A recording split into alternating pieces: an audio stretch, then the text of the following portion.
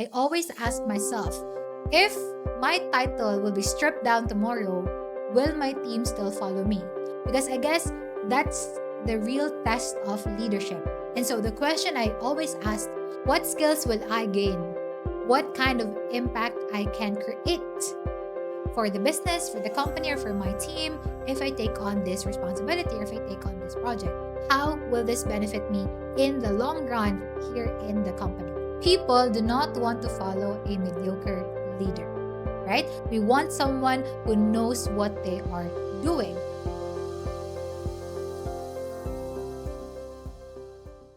Welcome back to the La Ravina podcast. Have you ever wondered why there are so people who get promoted quickly and then there are those who feel stuck in their career?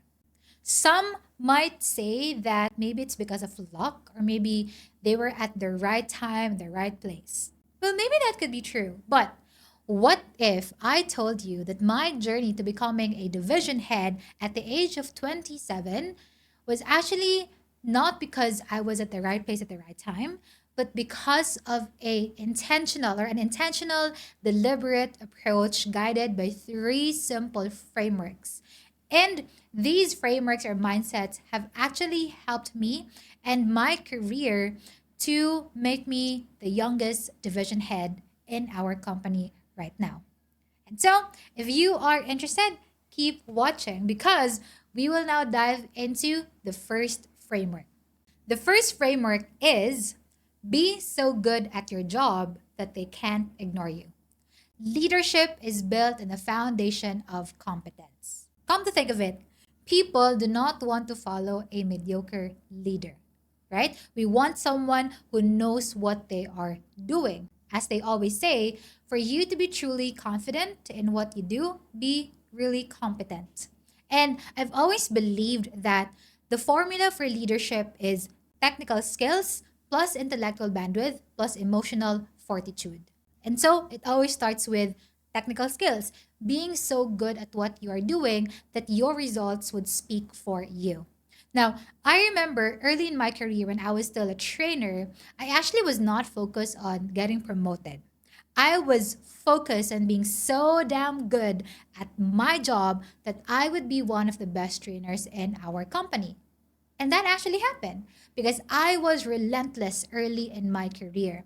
I remember I would always have with me a notepad that I'd bring because every time the senior trainers in our company would do a training session, then I will literally write down their strategies, their techniques, and then I'd go practice and apply those strategies myself as well.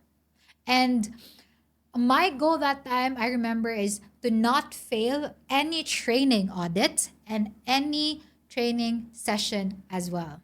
And again, for a few like months and then years later on, I just focus on mastering my skill as a trainer. That right now, I would actually confidently tell you that I'm one of the best trainers in the company.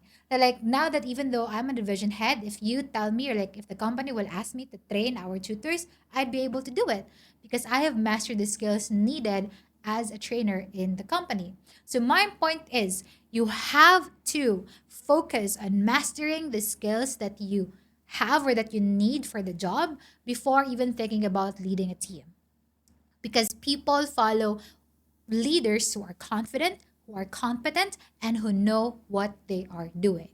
So, to make this really practical for you, I encourage you and even challenge you to do the following. Number one, look at your job right now. What are the skills necessary for you to be able to get the job done right and master the skills needed? Okay? Spend time, effort, and energy mastering the skills needed for you to get the job done right. And then, second, seek feedback. Some people, I'm not sure, but like I'm not sure why, but like some people shy away from feedback. Some people don't like feedback, but in fact, you learn fast when you actually receive feedback as much as you can. And I remember in my career, like up to this day, I always ask feedback to my team. I'd ask them, let's say you are the division head. Okay, let's say you are doing my job right now. What would you do that I am not doing? Like, those kinds of questions, and even like actively getting and receiving feedback from my team is very, very important. And so you also have to have this growth mindset to be always willing to receive feedback and see them as a gift, not as criticism or like a critic. Okay? And the third thing, practical thing that you can actually do is practice, practice, practice. Document, look at people that you admire, document what they're doing, and then practice, practice, practice until you master the skills needed for your job. So, again, be so good at what you're doing that they can't ignore you. Now, the second framework is don't wait for the title. Start acting like a leader today. Okay, don't wait for a title. So I remember early in my career, I was actually like not so focused on the title, like being a supervisor or division head or whatever, because I know that I have the skills and the capability to lead a project or a team even without a title. So my point is you have to actually start showing and acting like a leader even before a title, because a title like opposition is only a bonus, right? It only gives you authority maybe, but it's not really something that assures respect and lasting legacy. Okay? But don't get me wrong, again, title gives you authority, title gives you some sort of power to manage a team. But I always ask myself, if my title will be stripped down tomorrow, will my team still follow me? Because I guess that's the real test of leadership.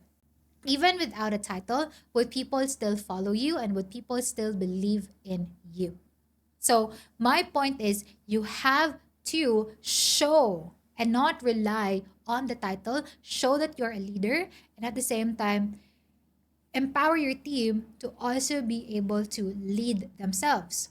I remember early in my career, I will always, like when I was still a tutor, I will always volunteer in different services or new project or services in our company. So you will always see me in different training sessions. And when I became a trainer myself, I would always volunteer and, making myself a part of different projects in our company, because I do not see those things as an addition or like new tasks or a burden, but I saw those as opportunities for me to demonstrate my leadership skills and my communication skills as well.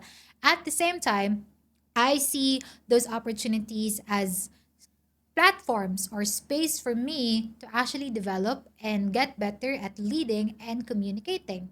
And so, to make this very, very practical for you, I encourage you to look at your organization right now and then think of problems that your company or your organization is going through, and then think of a solution. Propose that solution to your supervisor, to your immediate superior, or to the top management, and then take the lead in solving the problem as well.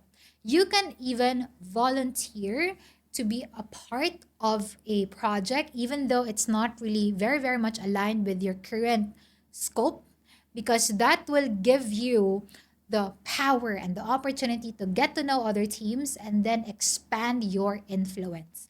And once you have that influence, even without the title, you can then use that influence, that power to mentor or to coach other team members or other people that you're working with in the organization.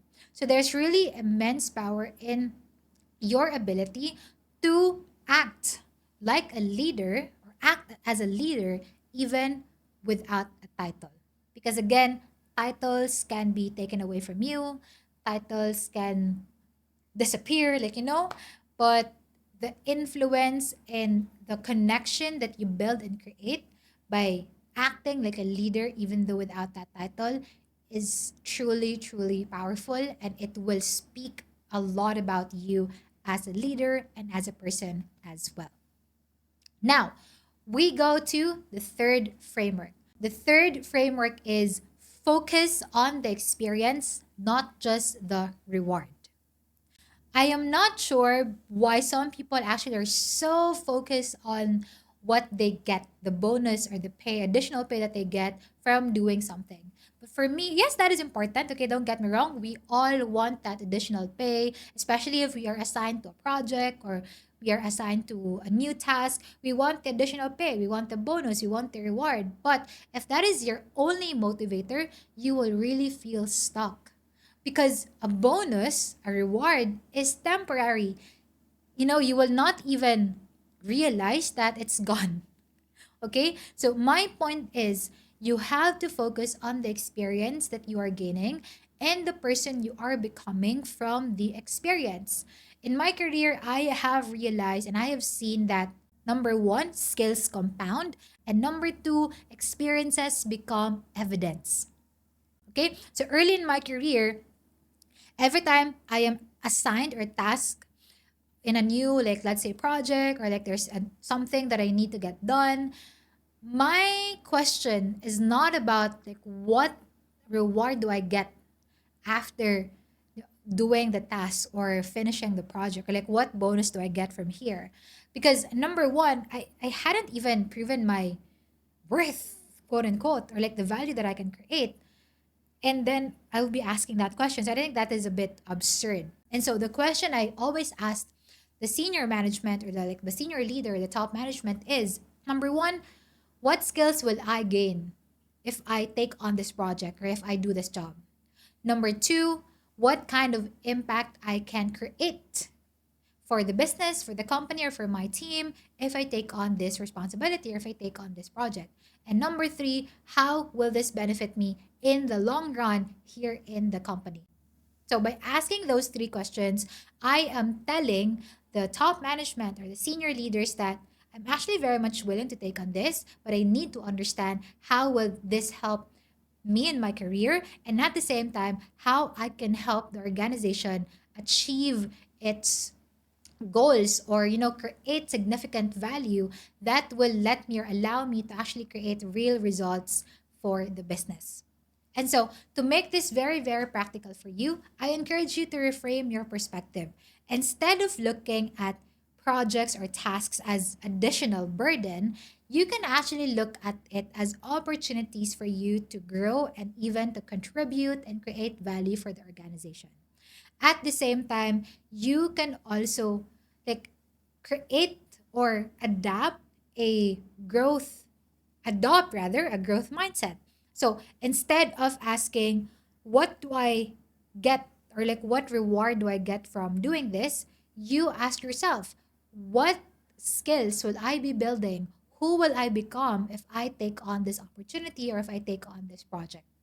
And lastly, of course, believe that you will actually be able to generate value for the company or for the organization. And at the same time, your experiences will become evidence of your ability to take on challenges, your ability to lead, your ability to say yes to opportunities, and even an evidence to your power to be more responsible, power to have this ability to actually take on additional challenges and, contribute as best as you can.